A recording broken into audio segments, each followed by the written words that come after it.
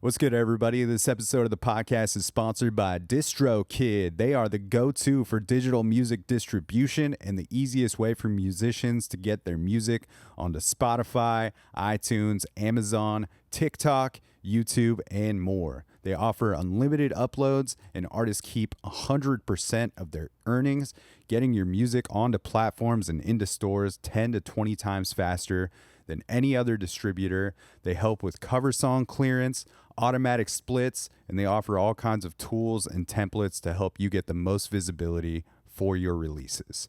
I dig this company and appreciate their business model that offers more features and tools than any other distributor while doing it at the most affordable price for solo artists, bands, DJs, studio artists, and any other creators that are making music or producing music in their home, and they offer label services as well.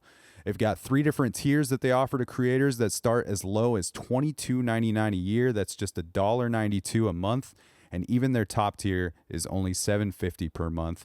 And the best part about DistroKid sponsoring the podcast is they are offering Dan Cable Presents listeners 30% off their first year of service with DistroKid, making their affordable prices even cheaper for you.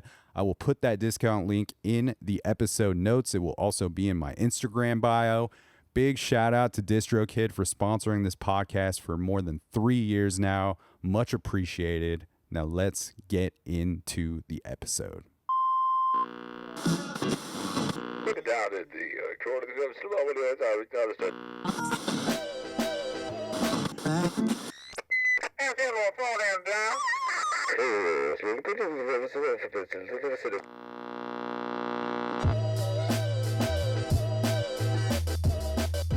What is happening, everybody? Welcome back to another episode of the Dan Cable Presents podcast. Thank you for tuning into the program once again. If this is your first time listening, thanks for checking out the show. You can find fresh episodes coming at you on Tuesdays. And if you want to help support this thing in a free way, you can do so by clicking subscribe on iTunes, clicking write a review, giving the podcast 5 stars if you feel like it is deserving of so. And that will help propel this thing into the tops of those iTunes charts, giving it more visibility on the national and international levels, helping strangers find the podcast, and just a great way to contribute to the growth and sustainability. Appreciate the hell out of all the folks that have already taken the time to do so. If you're not listening on Apple, just hit like, follow, subscribe wherever you are listening from. Tell a friend about the podcast. If you're watching on YouTube, you can hit subscribe there. Hope everybody is doing well out there. This week on the podcast, we've got episode 448. Portland, Oregon based singer-songwriter Rose Gerber is on the show. I met Rose around 2021, maybe just after things starting to lighten up after COVID as far as shows happening again, and she was playing in a trio at that time called Yellowbirds. And since then, I have gotten familiar with her solo music and gotten to see her play some live sets around town. But this is the first time that Rose and I ever really had the opportunity to hang out and get to know each other a little bit.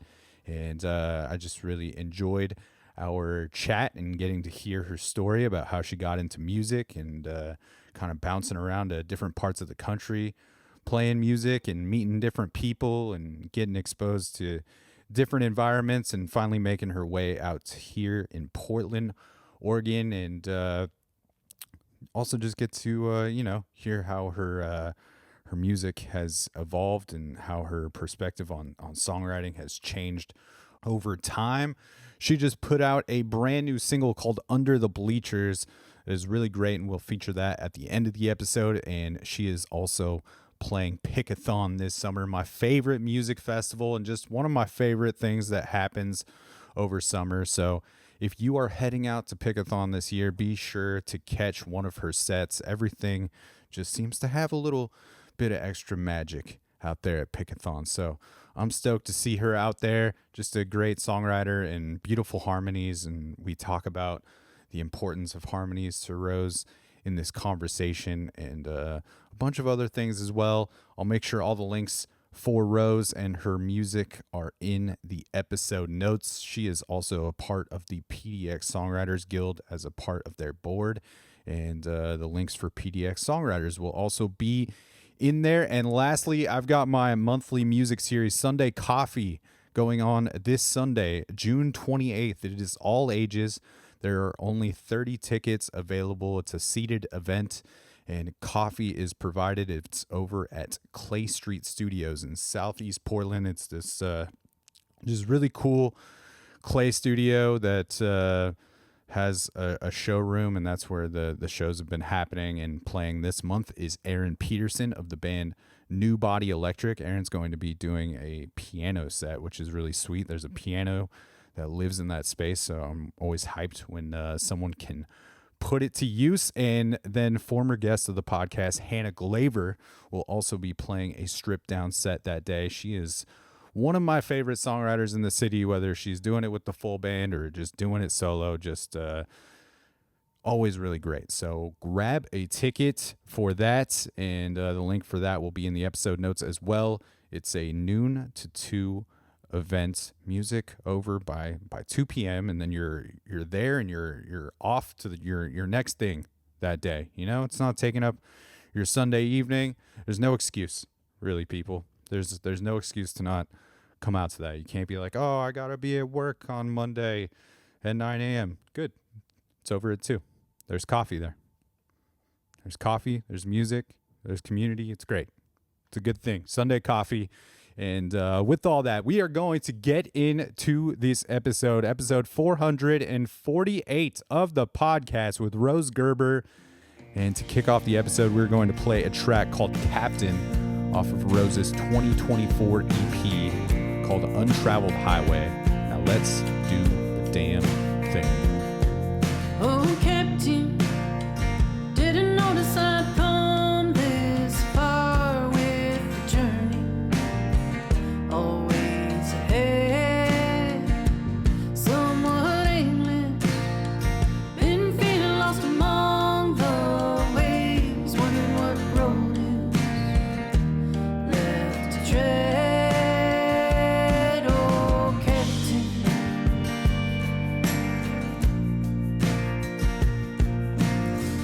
I grew up in Boston, Massachusetts. Okay. My dad was a guitar player and piano player. My mom also was, both of those, and singers. And they raised me on kind of two canons of music.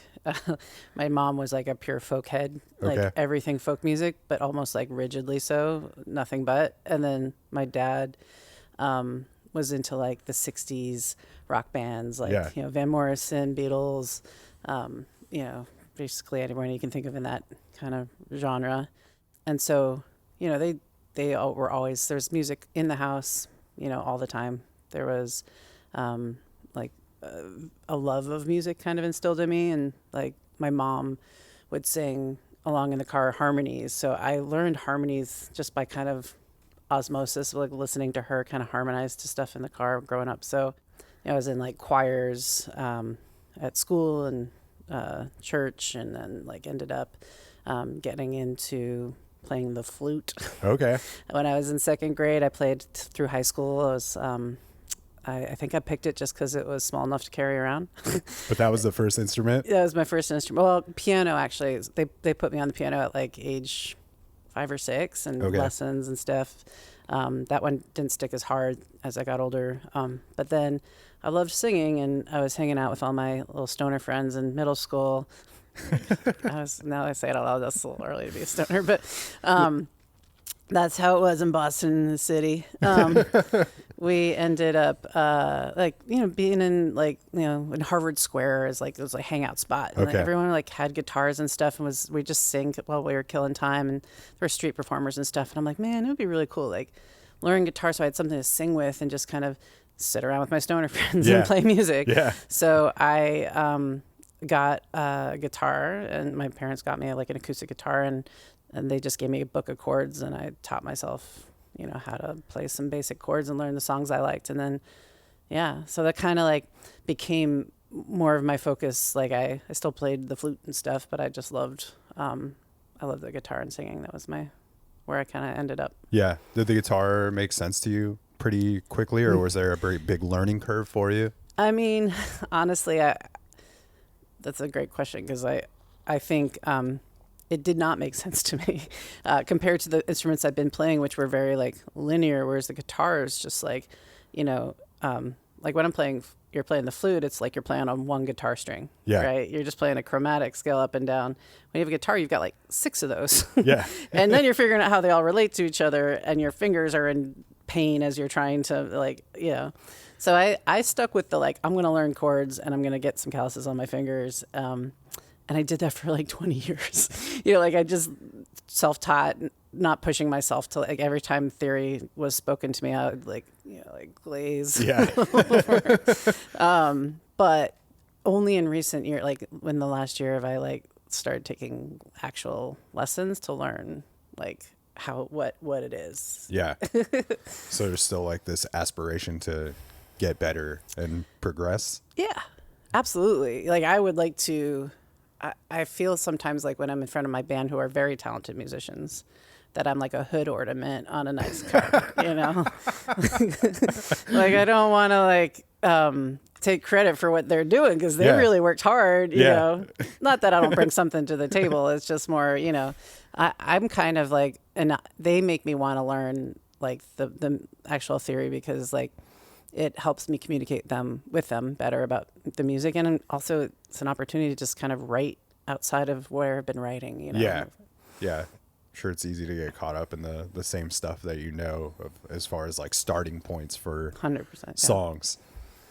Has the piano thing ever circled back for you? On occasion, I get to sit in front of one. I don't have an electric keyboard at home, and but when I get into an acoustic situation where there's a piano in a room, I love to sit down and just kind of revisit. And I always like the idea of maybe writing a song on a piano someday. Yeah. Yeah. But it's not quite a writing tool yet.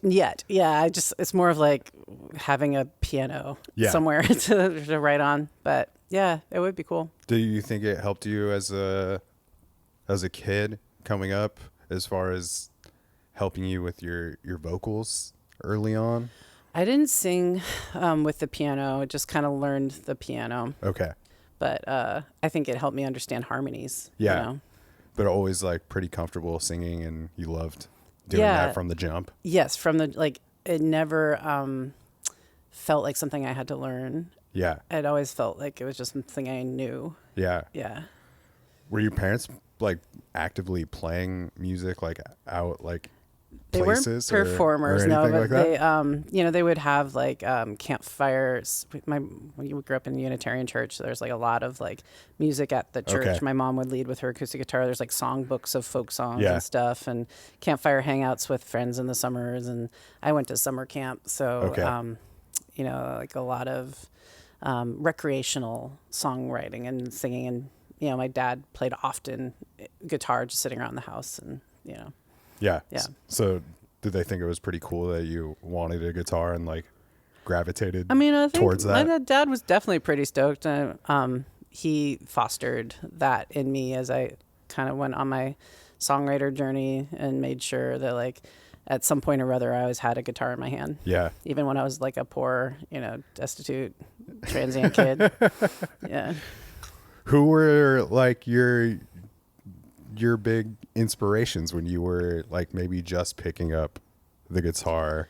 I was really lucky to be coming of consciousness around music in the early 1990s, I'd say, hearing Nirvana, Pearl Jam, the Cranberries, all those 90s bands, and just kind of coming out of also the late 80s and the kind of Tom Petty and all that, when I don't know,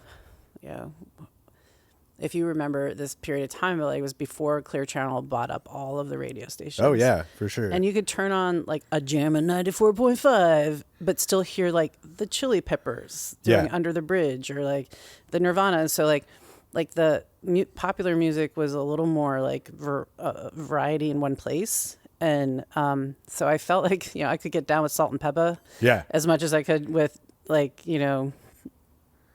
Tom Petty or whatever on one station. And so I feel I got a nice broad spectrum of musical influences at that time.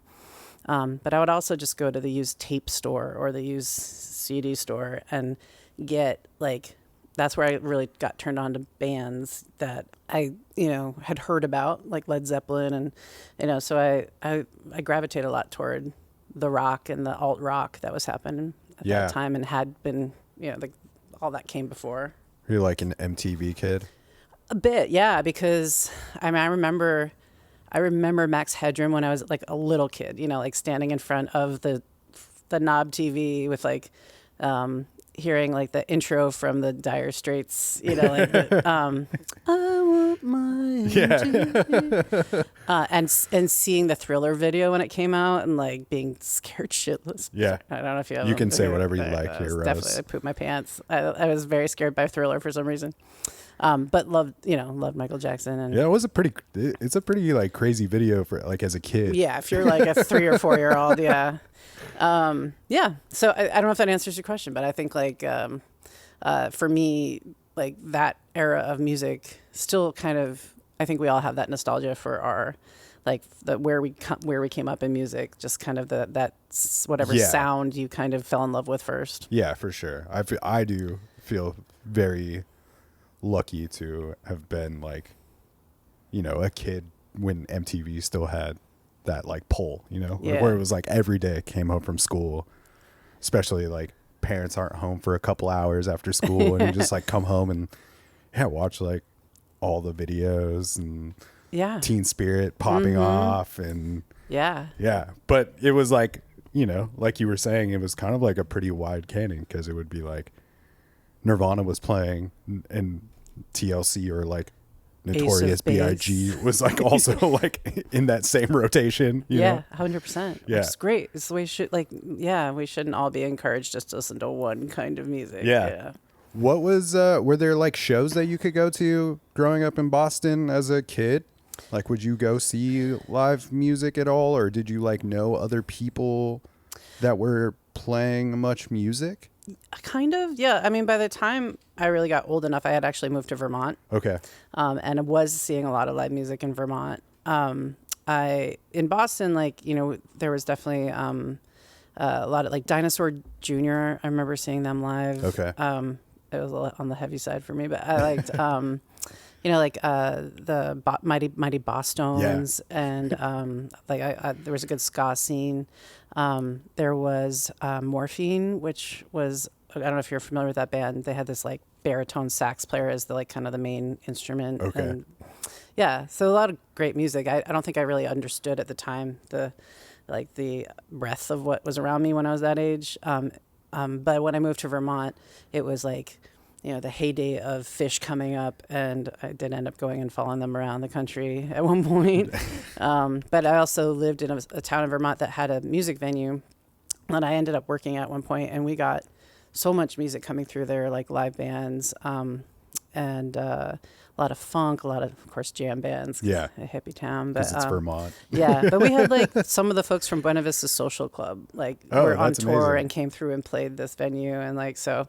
I got to get exposed to a lot of in that small town, a lot of stuff that I probably wouldn't have otherwise. Yeah. Did that also help you just like see music as like a tangible thing as far as something that you could do as a constant in your life? Yeah, definitely. Like, I think there was a kind of a catalyst moment for me living in that town.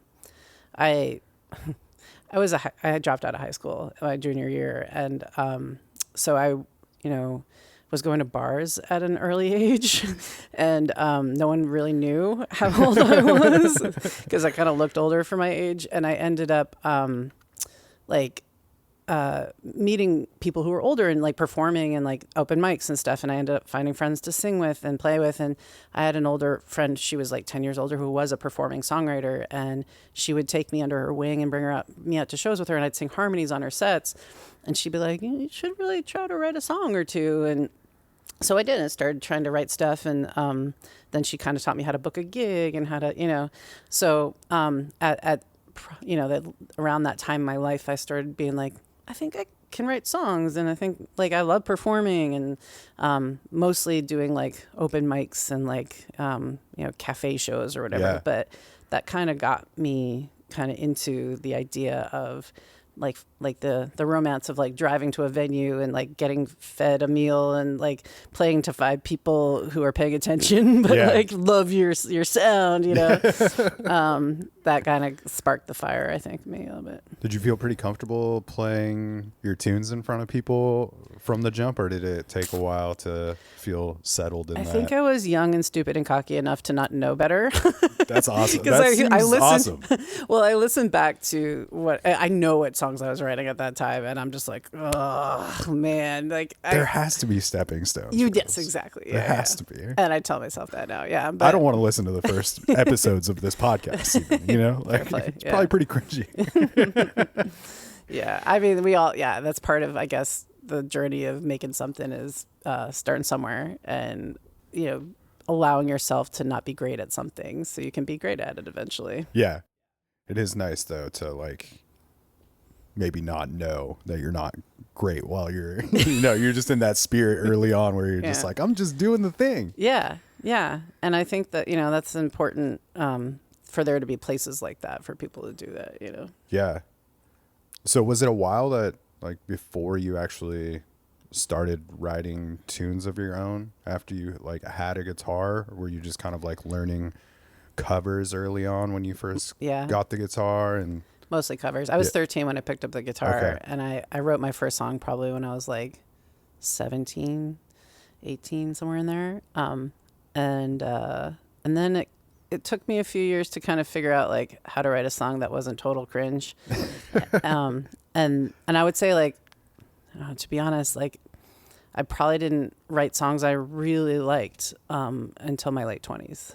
Yeah. And even then those, you know, like, you know, as we discussed, like things change and you change and how you like your music changes. But songwriting still is like this evolving, ever challenging thing. And maybe that's part of why I like it, is it's like you're never done. You know, it's just like always something just to dip into and kind of like let it do its thing with you. You know, it's not, you're releasing some emotion, you're pushing yourself to make new sounds, and you create something that is not ephemeral, but it's like, you know, it's just a thing in time. Yeah. And it'll like be its thing, might live on a CD, it might never go anywhere, and then you can kind of like one of those Tibetan monk mandalas, you just kind of like, you know, throw away all the colors in the sand that you just made and you start again. And I think I like that about songwriting, is it's like very intangible but so powerful at the same time. Yeah. Did it always feel like a pretty safe place for you to like express yourself or kind of process the world around you in some way with it? 100%. I mean, I had the reason I dropped out of high school is just had a pretty rough go of it at home, and like also just in the world, going out into the world early on in life, and like songwriting, and still like it's like the place you just like vomit your pain into. Sorry. I mean, like, not, you know, it's not all pain in my songs, but definitely early on, like it was a place to kind of just like get the catharsis I needed in a way I couldn't find anywhere else. Yeah.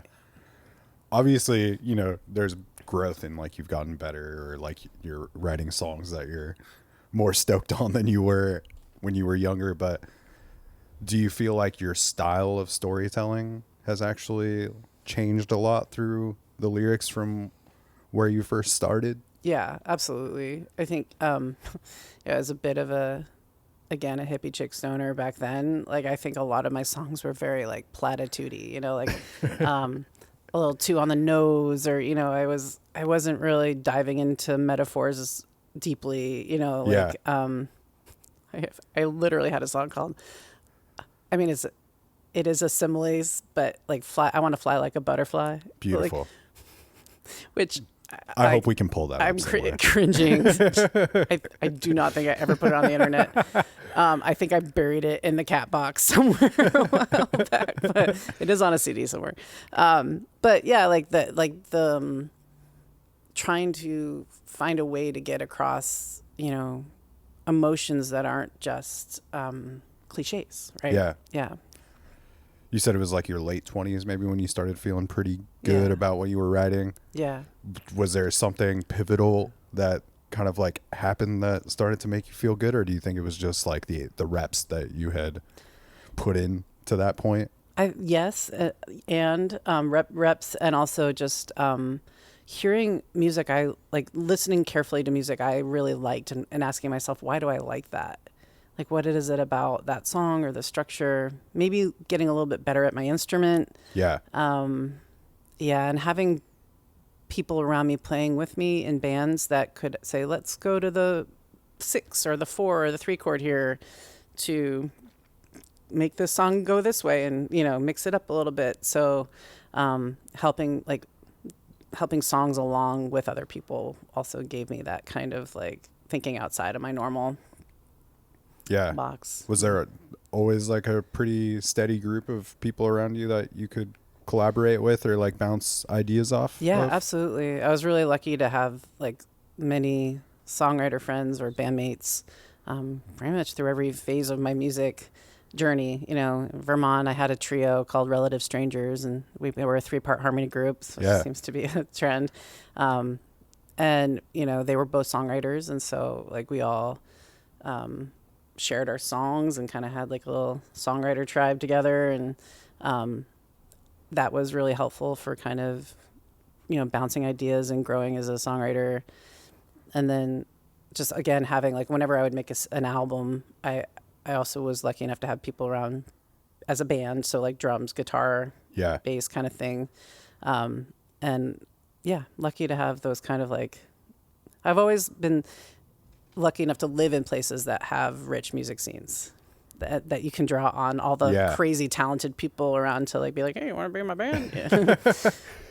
Yeah. Did you like when you're writing songs now or even back then, like, is it something that you always hear the other instrumentation while you're developing a song? That has become starting to happen more recently now that, because I've been playing with the same band for 7 or 8 years, and I know what they can do. Yeah. And that is cool. But one of my favorite things to do, honestly, is to just write. Like I might have an idea, this is gonna be a rock song or this is gonna be a quiet song, but like I'll bring it to the band, and one of my favorite things to do is just to be like play it for them, and they all sit around like listen for a minute, and then they all come in like together just to try it out, and I'm like, whoa, like that doesn't sound anything like the song that I just wrote, and I love it. Like now this is the song, because it takes on a life with those other voices and people thinking about the how the arrangement might go with their instrument and the melodies they're going to bring to it. And that is what I love about playing in a band, is the sound, the collective sound that we make together rather than my own sound. It's like, I guess it's my sound-ish because I wrote the song, but I'm more interested in the alchemy that happens when we all come together and, talk about the structure of the song. I kind of try to come to the band saying, hey, I wrote this. I'm not married to every little corner of this. Like, what do you want to, like, how do you want to do this? And sometimes it goes in directions, that I don't even imagine. And it's really cool. Do you think that's just surrounding yourself with a group of musicians that you like really trust their ear and like what they do? So you're like, you want them to paint? Yeah, 100%. Yeah. And we're all like, I try to foster a band environment that is collaborative and, a safe space to be like, I think it'd be nice. My drummer might disagree. He'll be like, how about that? We're like, nope. Anyone with a drummer. But no, it's like, it is, ultimately, I guess my music's why I might veto something here and there, but I know what comes out of that group conversation, and that also gets the like everything that comes out of the group conversation is great, in terms of like shaping a song, but also I want the people in my band to feel bought in sonically, like to be stoked that like, oh, I helped kind of shape this sound, and now like it's part of something I'm passionate and excited to play. Yeah. Instead of them just kind of showing up and laboring through the gig. Yeah, or being told what to play. Yeah. Yeah, I'm sure that helps with keeping people around too. Yeah. I mean, we've become like whatever, bandmates can come and go, and we've definitely had turnover in the band, but like it does become kind of like family dynamics where we're like just stoked to see each other, be part of a group, this thing together, and like hang out outside of music, which is always a good sign that we like each other. Yeah. Yeah. So if you're playing maybe solo, is there something that is like left to be desired on your end, or do you get something completely different out of that, or do you feel like you're getting something similar? Yeah. Solos come like less. I don't mind doing it. It's definitely not as fun for me because I just love having accompaniment. And see earlier part of the conversation, I don't play a very complex style of guitar, so to carry the music between verses, or where there's just like strumming, I start to feel pretty naked because I don't have kind of that noodly interlude, which I know is hard for any solo person to do. But then there's times where just kind of like the right room, the right environment, like playing solo is very satisfying because it's like very direct, feeling like closer to the audience when you're just more singing. And I think of it more of like maybe why I picked up the guitar in the first place, like the singing and the being able to like really convey a song rather than just the guitar part is what I'm going for. So I like it when a solo gig can be a nice way to feel connected to the audience with the songs. Yeah. And I don't know, then there's no you kind of just get the song.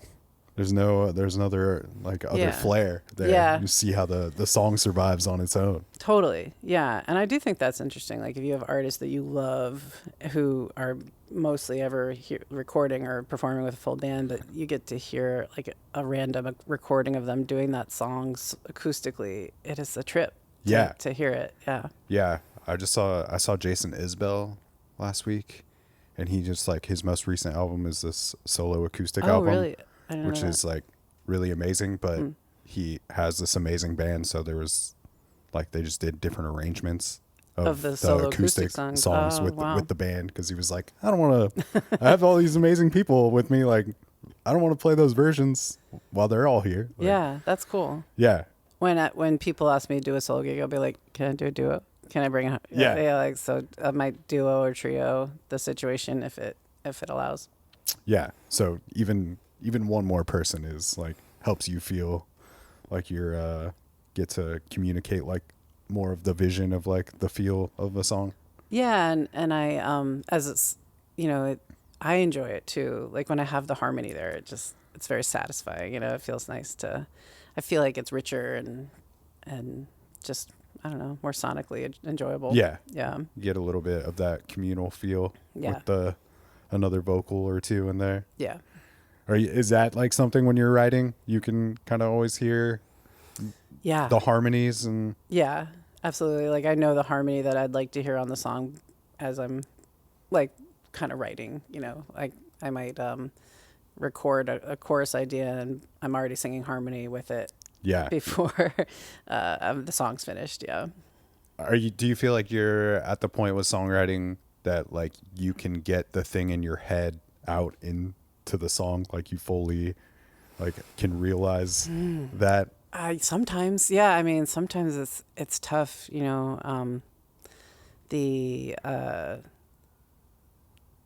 what I've tried to learn as a songwriter is sometimes the idea I start with is not what's going to come through in the end.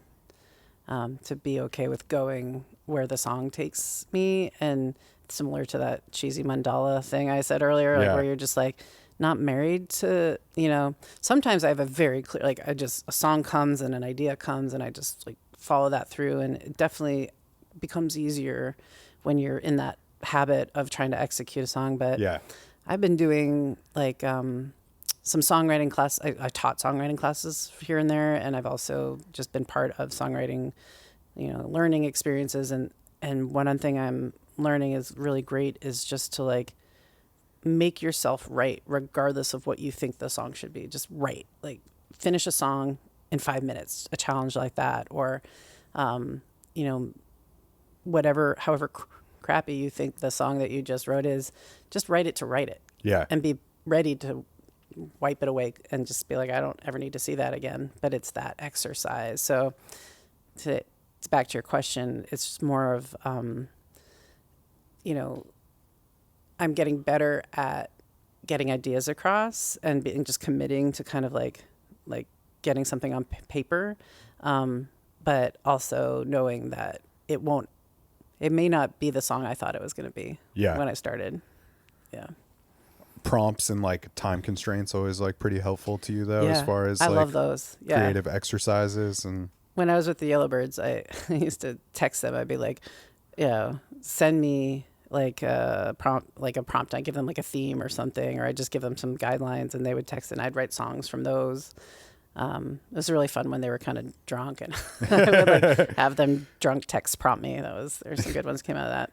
When you're recording songs or like making an album, are you pretty good about not getting too much in your way as far as like spending an insane amount of time on one thing? Like, are you pretty good at putting that into practice as far as like, all right, we did the thing, let's just like let it be? And yeah, I mean, a couple things on that. One is like I've always made albums on a shoestring budget, and I'm a planner by nature. Like I'm always like in May, I'm thinking about what I'm cooking for Thanksgiving dinner in November, you know? So like, there's no, like for me, I know I have a full on, like we're going in this day, we're doing drums and bass this day. I'm preparing the band for what we're laying down. There's no mystery or wiggle room. If anything, I'm like in the studio, be like, hey guys, it's been an hour. We're not done with drums. We need, you know? So I don't really give myself the luxury of playing around in the studio, mostly because of time and money constraints. If I had an unlimited amount of money and, you know, could hang out and live in a studio for a weekend, you know, I would love to have fun just building stuff. Like that would be a dream come true. But I've thankfully have time managed pretty well. And we try to just capture the live sound of the band, which I've always like enjoyed with artists I really like Ryan Adams. And like, if you listen to their album, then you go hear them live, like that's what you're hearing. And try to keep things consistent with like solos and parts. But when I go into the studio, I might like hire someone to do some keys because we don't have keys in the band, or strings or whatever. Could layer on like Mellotron, like little sound design stuff. Yeah. Take advantage of having the studio space. And yeah. But one thing like I've been missing and would like to do someday is just to, if I, again, resources were not a limitation, is hire a producer to hear what they would do with a recording of the song. Because I'm the one producing the songs at this point, and I don't have the luxury of time to like think of a vision or hire a bunch of musicians to come in and, you know, like do cool stuff to make the song have a different sound. Well, do you feel like since you've seems like you've done your best to like make it somewhat of like a collaborative process with the people, like your bandmates that you're making a record with, do you feel like they're at least like extra ears to act as that producer? Absolutely. At times too? Yeah. My drummer has been a loyal like presence in all of our recording sessions. Even when he's not on deck, he's sitting there listening and making sure things are in time and like, you know, being, you know, sounding good. And other folks will come in and just make sure, like I'll always have a accountability buddy when I'm doing vocals to make sure I'm not like, you know, I'm hitting the mark. Yeah, you got someone to like let you know, like, no, that was good enough. Yeah, you did it. Yeah, and also like, but to your point about like just being in the studio, whatever wiggle room we do have for giving input to sound and the shape of the song and the recording, definitely like I think we do that as a group. Yeah.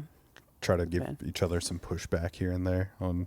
Yeah, or like when you get into a studio, it's like being under a microscope in a way that you just. You know, the microphones are picking up everything, and you're also realizing, you know, oh, we've been playing that a little too muddy, or we've had some flats and sharps there, or, you know, and so it's a time to fine tune and kind of also just decide like, oh, we don't really have an ending for that song. do we want an actual Yeah. ending? Are we fading this out? Or yeah. So yeah, those things definitely develop Only the in the studio. bottle to call your name. I love you, but I don't love the game. Then we play it and pretend we're okay. I need a little time away.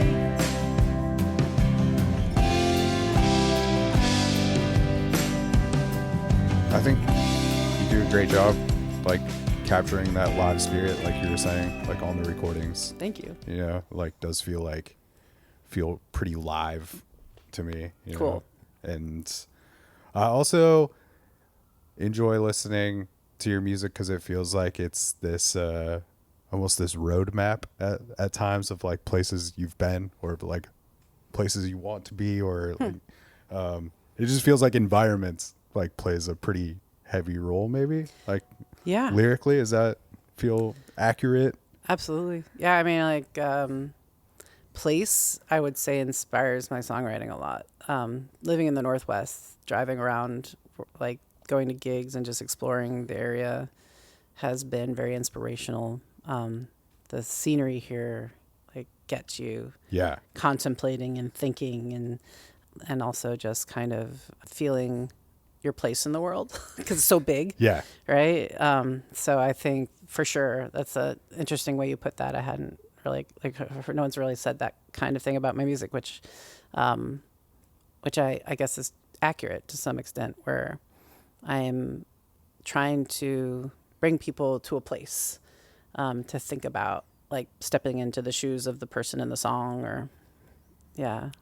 Yeah. Are you like someone that likes to go other places than like your home Yes. to go write music? Like that's helpful to you? I do like that. Yeah. I actually written a good amount of songs in the car, which I realize is a bit of a safety hazard because I'm usually the one driving. But I've learned to rely on my voice memos I used to whip out paper on my steering Damn. wheel and try to on highways where Yeah. but still, yeah. For sure. Like something about that people say you get all your ideas in the shower because you're in some kind of right brain headspace. Yeah. Right, driving gets me in that zone, especially on longer road trips, and yeah, I like to be alone when I write. Generally, I've learned how to co-write a little bit. I've written a few songs with a few other artists in town, which is interesting experience, very intimate. I without this, I don't know again like how inappropriate I can get on this podcast. You can Songwriting's kind of like jerking off. You don't want to do it in front of people because it feels very personal, intimate, and when you go to write songs with other people, it's it's a very vulnerable thing to, and it's very personal to you. You have a way you do it, and then you have to when you write with other folks, you have to kind of adjust to their and try not to, it's almost like who's in control, who's not in control. Yeah. And why does anyone need to be? But someone's got to make a decision here and there. So yeah. the car is one of the few places I get to be completely alone. So I will take advantage of that sometimes. Yeah. Yeah. Rocking those voice memos. Yep. Yeah. Something about, I don't know if everybody is like that, but I am typically pretty inspired while on long road trips, especially if I'm driving alone. Yeah. Yeah. It just feels like a lot of ideas are firing. I don't know exactly what that is, because you're just you're in transit and you're going somewhere instead of you're sitting out of your still. normal zone. Yeah. Where your normal distractions aren't there. Yeah. And maybe you have cycled through a bunch of other thoughts, but those peter out eventually if Yeah. you're on a long enough trip, and then you're the crickets start happening and allowing the other things you have stuffed down into their little boxes Yeah. to kind of come up. Yeah. Yeah, for sure. Are you, do you have any sort of daily songwriting practice, or do you just gravitate to it so much that you don't really feel like you need something like that? More of the latter, for sure. I wish I had the kind of life where I could sit down and write every day. I stay pretty busy because I do have a day job. Yeah. But and I actually practicing in general, practicing guitar, practicing songwriting.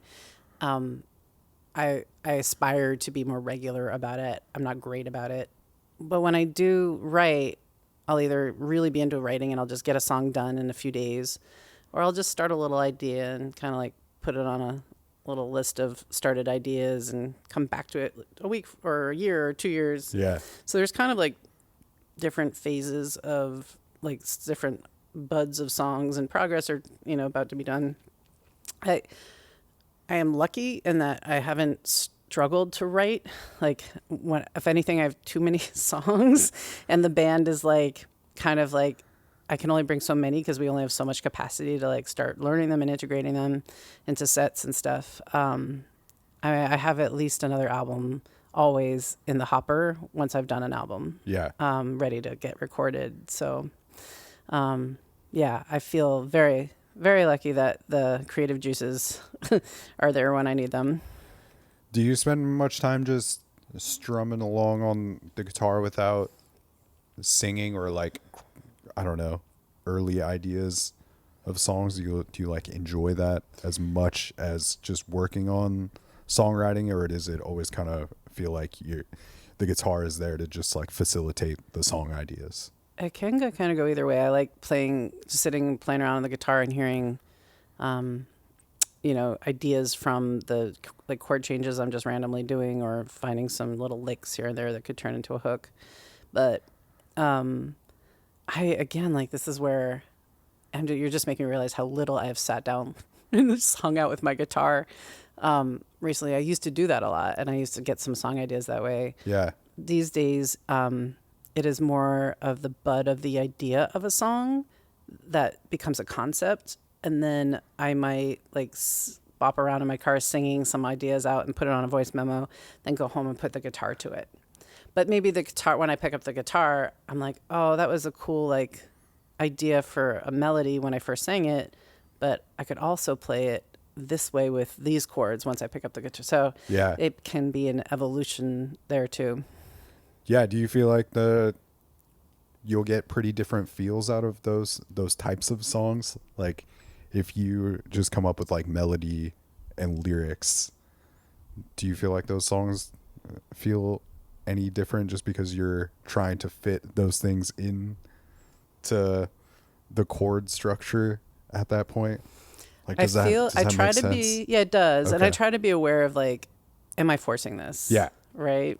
And at that point I might adjust the melody or lyrics to where the guitar seems to want to fall, which I kind of like, because again, like it's similar to bringing a song to the band. It's like, this song's going to take on a new life that I wasn't expecting, but it's almost better for it, Yeah. Just being okay with giving into that. Yeah, because I mean, what's our biggest hang up? Ourselves, right? Yeah. Like when we're trying to make something, if we get stuck, I see it all the time with people who get like, they're not just with music writing or, it's just in general. If like you don't see the idea you had in your head coming to fruition, you just kind of go, well, I guess I'm stuck here. Yeah. And then you're stuck there. Yeah. And then you feel frustrated because your stuff never goes anywhere. But half of that is just being willing to be like, I'm going to let that thing die. It's not the thing I thought it was. Yeah. And and if I can't make it, why am I sitting here with a dead carcass?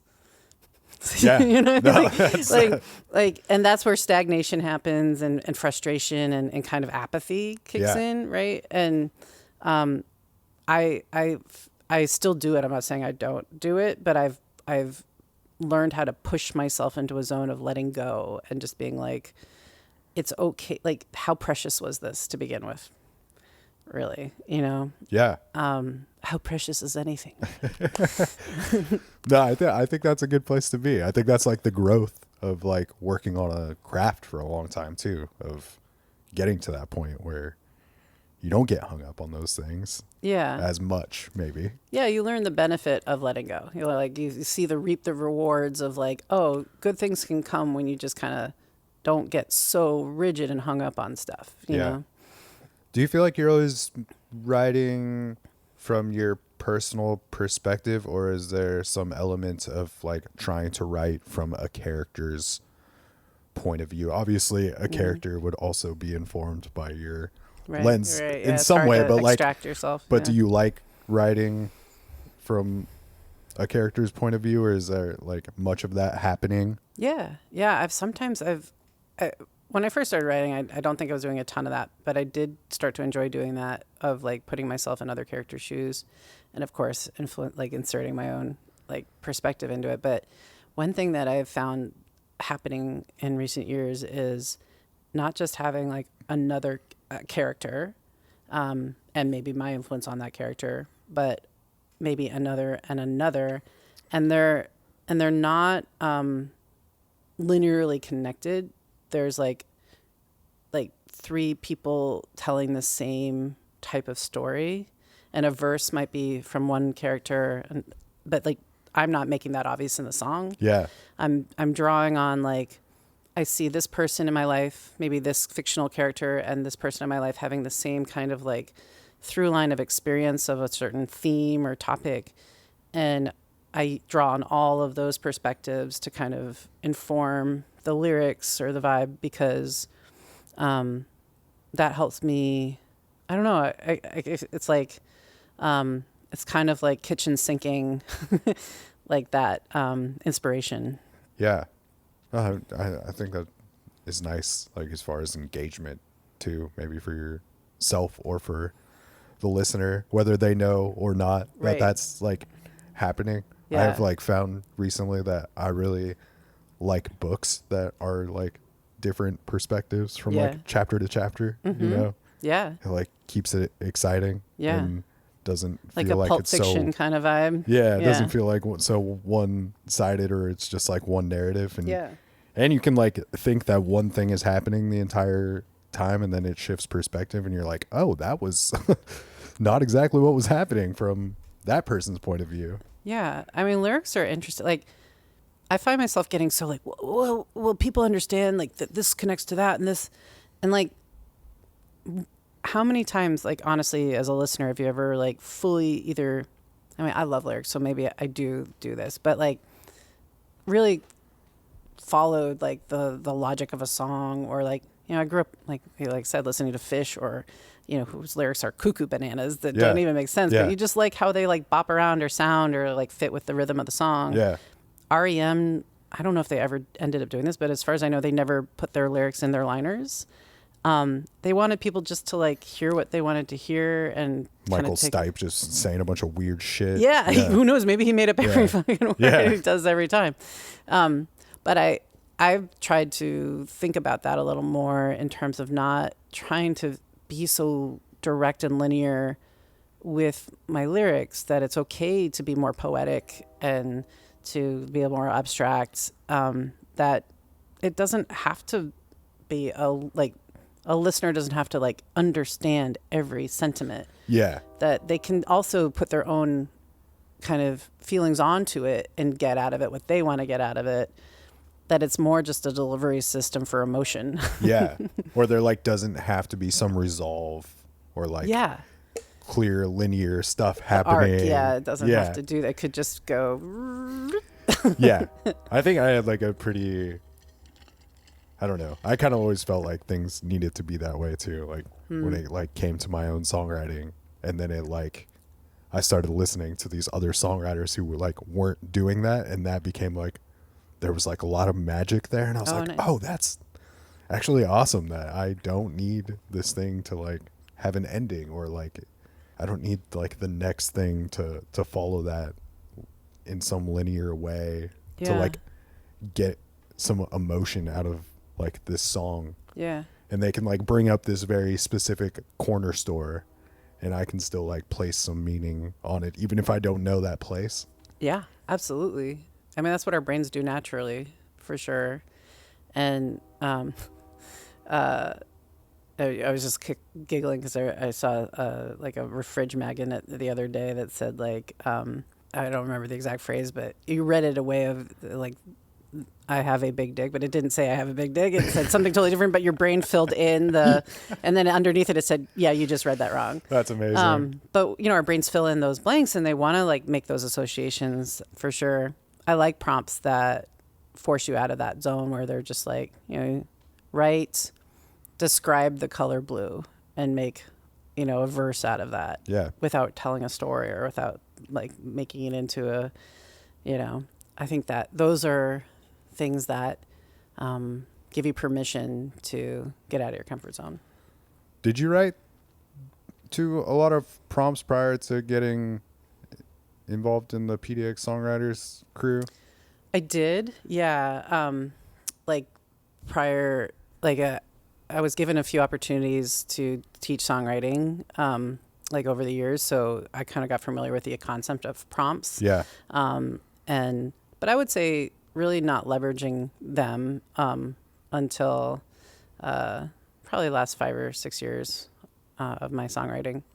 I did occasionally try to like pull in ideas. Like I have the song called City of Roses, and this lady Carmody is the main character. And Carmody was the name of a cheese that I served when I was a server at a wine bar. And I was like, you know what? I like that name. Maybe it's the name of a song. Yeah. And that's like kind of how I kind of went from there. But yeah, that's a good question. I've definitely started to value like the structure of ideas for songwriting, like how to get ideas for songwriting. Yeah. Like even if it doesn't become like some song that you're going to share with the world, you're at least like exercising something that like helps inform. Yeah, the muscle. The thing. Like yeah, learning that it's a muscle, it's a practice. You're not sitting down to complete the top 10 chart topping song that you every time you sit down to write. It's just, and being okay with most people won't hear your song. Like it's okay. Like even if you're like out there performing songs, you don't have to play it. Yeah. Just write a song. It's a freeing thing when you realize that this song doesn't have to be under a microscope because you don't have to share it. Yeah. You can write something crappy and put it in the dustbin and then keep going. Yeah. Yeah. Do you feel like you've developed some style or approach to teaching in those opportunities that you've had to do so? Yeah, I mean, I've definitely in recent years haven't had the opportunity to teach songwriting as much, so I think I would probably take a different approach knowing what I know about songwriting at this stage in my life.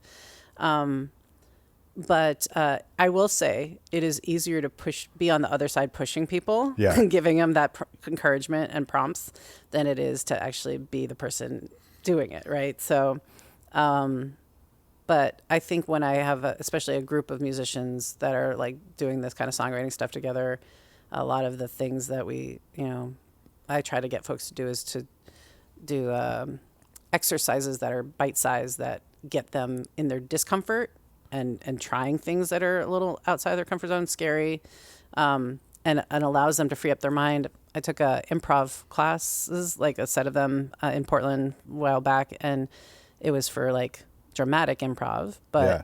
it taught me a lot about like that idea of creating in the moment and not being married to a timeline or a storyline and let it evolve. And a lot of that was like exercises, like, passing a ball and Yeah. telling a story. When the ball comes to you, tell the next line of the story, right? And so I incorporated, when I did a little workshop with some friends a while back, I incorporated some of those like improv techniques into the songwriting class because I think there's value in kind of kicking your brain Yeah. out of its like, normal way of thinking and allowing it to just go blah. Yeah, for sure. You're just like trying to yes and your narratives now. Yeah, we all overthink stuff. Like everyone does. We're like in your whole life, we're overthinkers because the world makes us overthink and scares us into overthinking. Yeah. It certainly does. Yeah. How did you make your way to Portland? I lived in Vermont for a long time. Yeah. And I finished my undergrad classes, and I was 2008, right as the Great Recession was kicking in. Okay. And I was terrified to enter the job market, so I decided I wanted to go to grad school. And I've been told by a myriad of people I needed to live in Portland, Oregon. And Okay. I'd never been. I couldn't afford to go fly there and check it out. Yeah. So I applied to PSU. I got into a program and basically packed what I could into my car and drove to Portland sight unseen, found an apartment, and that was in 2008. So almost 20 years later, you're still here. Still here. Yeah. Yeah, and I took I lived in North Carolina for a couple of years, taught high school there with Teach for America because the Great Recession didn't quite end. I had to go find a job, but came back because Portland nothing's like it, and nothing has been since. Like I just haven't found a place that I like as much as this city. And you met former guest of the podcast, Tim Howe, out there in North Carolina. I did, somehow. yeah, yeah. Well, it was crazy because we both got assigned to North Carolina. We met in a dorm that we were in our little early days getting ready to teach, and he and I were the only people with guitars. And of course, like we spotted each other, and we were like, "Hey, what's up?" We're talking. You're from Portland? I'm from Portland. Wait, like we're both going to be assigned to North Carolina, and it was kind of a godsend because this was like a time where you're uprooting your life. You're not you're trying a new profession like teaching, which is really hard. You've never tried it. It turned out to be one of the hardest things I've ever done in my life. And Tim and I stayed friends, and though we were like an hour apart from each other where we taught, our group of folks who hung out and sympathized with each other about how hard teaching was on the weekends, like we ended up seeing each other on a very regular basis and ended up forming a little duo and gigging on the weekends in Raleigh and Durham and the areas around, which was like a godsend. We would busk, and it kind of kept alive our human spirit a little bit to feel like we still had our music and we still could. I mean, Tim was a baby. I'm 10 years older than Tim. And he was like a little fresh-cheeked 21-year-old out of college, and he was such a trip. It was a really fun time to be able to play music with him. Yeah, just find some relief out there from your long weeks of teaching. 100%. Yeah, it was like the bread and butter of how to survive was just playing music. Yeah, as road warriors on the weekends. Do you feel like you've gotten to see the Portland music scene change or like evolve quite a bit then since you were here since 100%. 2008? I mean, I imagine you have too to some extent. In the 12 years I've been here, it's you see a lot of different bands come and go and venues come and go. Well, when I first got here, like I didn't know where to plug in. Like I went to a lot of open mics, I played a lot of shows, but I wasn't finding my people really. I did eventually, but even I will say, like, for me, markedly, and I know this is like a weird kind of milestone, but COVID, post-COVID, like during COVID and just coming out of COVID, this, like, I think musicians just realize how much they miss community.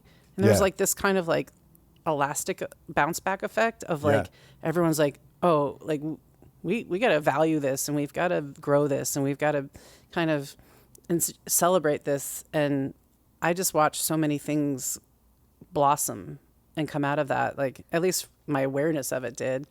And I I started working to support the Music Portland organization, served on their board, and like eventually I ended up to PDX Songwriters Guild. But along those ways, also just like finding the country music scene in Portland, which is really rich and awesome. Yeah. And then there's all these other pockets of community and groups like songwriters and bands and what I love about it all is that everyone just is so happy to be doing it and not so competitive about it. And everyone seems to try to lift each other up here. And if you're someone who wants to play music in Portland, there's this welcoming environment between all the open mics that happen or that, that I feel really lucky to be here. I'd almost rather be here. I haven't really spent time in Nashville per se or Austin, but those feel very saturated, and I'm sure there's benefits to living there and being a musician there, but I just love the incubator feeling that is happening in Portland that is a little more fresh and new and I just like I still love the small town feel of this city. Like I just feel like I'm like, if I go out walking around somewhere, I'm going to like run into somebody I know, or just you show up to shows and you know that you're gonna like run into at least 1 to 5 people that you know from the community, which makes it a great environment for a music scene. Yeah. what is that kind of like what the appeal has been to be a part of the PDX Songwriters Guild? Just all of that. Yeah.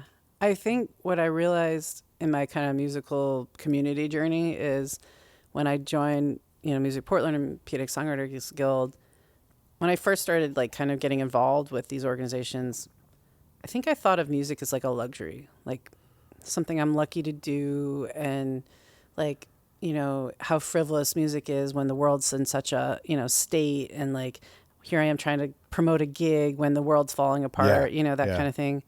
But then realizing through being part of those communities that actually, no, this is how we build community. This is how we work together to like combat, like we bring music to people who need it right now. And there's also a lot of like ways that music can serve as a social glue right now that is important in terms of like conveying some of the sorrow and the frustration and the anger of all that stuff that's happening right now. And it's an important function of music to like be part of social movements and, making sure that like, horrible agendas don't like quash free speech and the things that matter, to humanistic society, right? That values like just humanity. Right. And that sounds, maybe a little hokey, but that is the essence of the arts. It's the essence of, how we've evolved as humans to have the luxury and the time to create, right? On top of just the drudgery. And if you get rid of the creation, then the drudgery is what remains.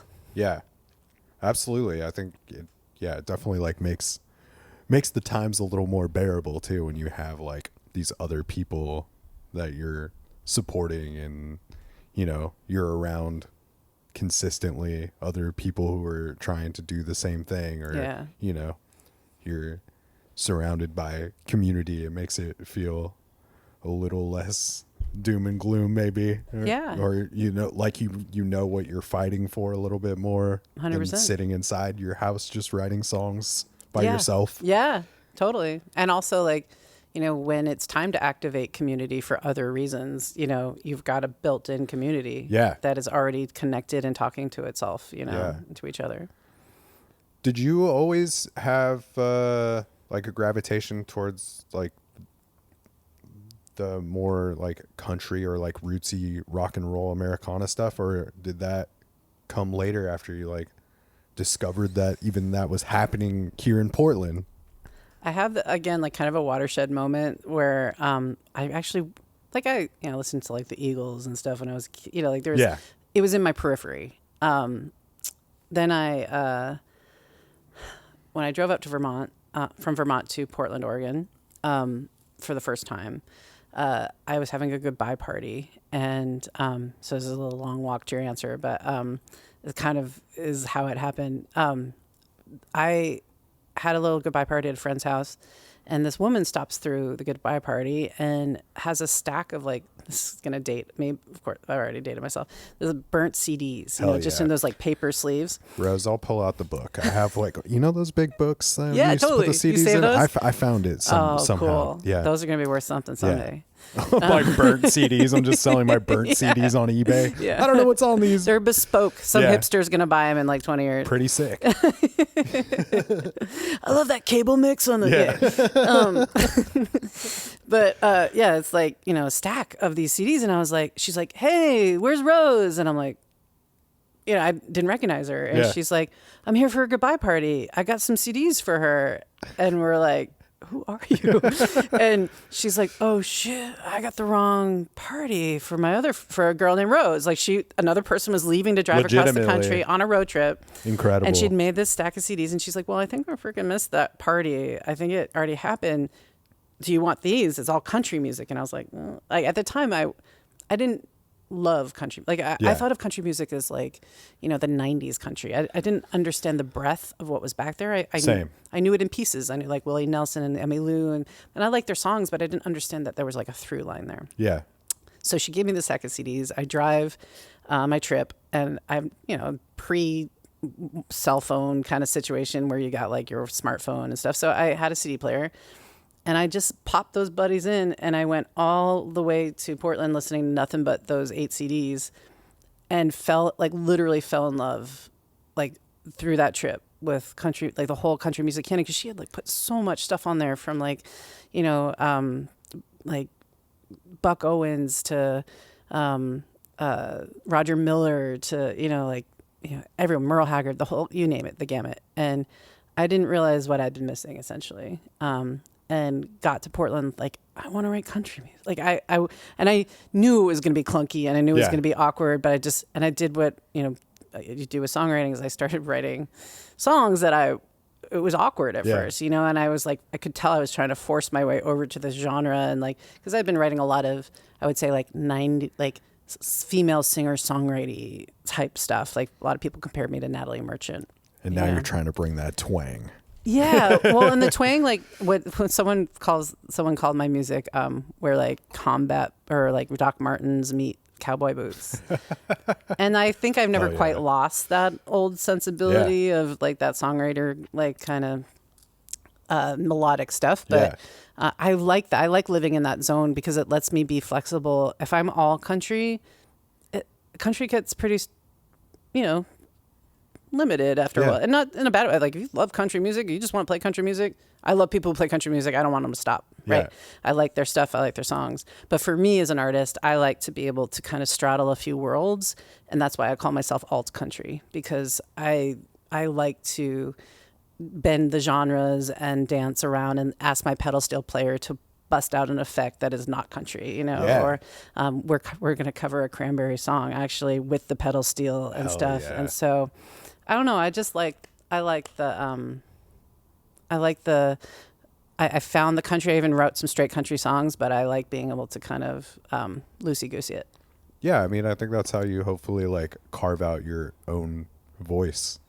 Yeah. Somewhere in there. Exactly. Yeah. Uh-huh. Where it's not just like a replica of country music or the heavy alternative rock that you loved as a kid. It's like this hybrid of it, of like your entire lens, especially at this point. You've been like playing music a really long time. Yeah, I'm old. One of my like some of my favorite artists are just getting me thinking of are like artists that live in that space, like Blitzen Trapper or Ryan Adams, the Fruit Bats. Like they dance around a lot, but there is their sound, and I just like they'll go from rock to country to even some disco beats here and there. Yeah, it's kind of nice when you like, I don't know. It makes it so it's not always so predictable too, especially when you dive into those artists like new bodies of work. Yes. There's not like, you don't know exactly what it's going to be, but it's going to be their voice at least, and that's kind of just the constant, and that's usually enough. Yeah. You want to hear what they're going to do with that particular piece of like thing they're going for. Yeah. Yeah. Well, this has been great. Yeah. I've really enjoyed getting to talk to you and like learn where you come from and, how this all came together. And like, it seems like you still just love writing songs. I do. And that you're still like learning new ways to do it and like keep it fresh for yourself. Yeah. Yeah. Likewise, I've enjoyed talking with you. I someday hope to ask you all those same questions. You have, by the time this comes out, you have a new track called Under the Bleachers out. Can you just talk to me about like where the idea for that song came from? Yeah. It was actually one of the drunk texts to Yellowbirds a while back. Okay. A prompt that my bandmate Jenna sent me that was like, what was one of your favorite like nostalgic memories? And she just kind of talked about that, like, like the sitting on the grass, looking up at like when you were a teenager, maybe hanging out like with your love interest or whatever, and just kind of the freedom of like being outside of your parents' watchful eye, that kind of sneaking out kind of thing. And I ran with it as a prompt and wrote that song Under the Bleachers that kind of drew a lot on that kind of wayward high school dropout, narrative that I have in my life, but also just kind of like that idea of like an older person, middle-aged dude looking back on his life being like in the drudgery of a 9-to-5, white collar kind of thing, thinking about like when he was a little punk, teenager, had a crush on a like edgy girl and like needing to, think about that to feel alive again. Yeah. Well, hopefully it's the 2025 high school dropout anthem that would takes the be- world by storm. That'd be awesome. Yeah. We'll get it in like the high school dropout Reddit threads. okay, yeah, You know, okay, that's yeah. where it needs to end up. I need to actually get into Reddit. I have not dove into that whole theme, but Reddit feels like a lot of rabbit holes I'd want to go down and spend a lot of A time lot of on. rabbit holes. I think it's how the kids are making things go viral these days. Oh, nice. Okay. Rose. You know, you get in the right Reddit thread, and all of a sudden people know You've what's got me, happening. You've got me intrigued. I'm probably going to sign up for Reddit when I go home. Rose, we end every episode of the podcast with the guest saying the tagline for the show, which is "It's a program." It's just the way that my grandfather says the word program. He always says program for some reason. It means absolutely nothing. It's just like a fun way to end the show. So it's the one time I'll ask you to look into this camera here. Okay, gotcha. So if we get the Rose Gerber, it's a program, we can properly sail this thing out. All right. It's a program. She nailed it, everybody. It's Rose Gerber.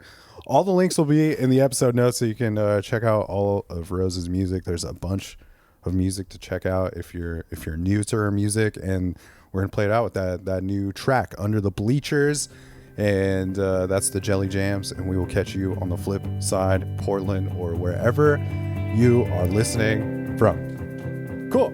Thanks, Dan. We did it. Woo! That was fun. I've been thinking back on the time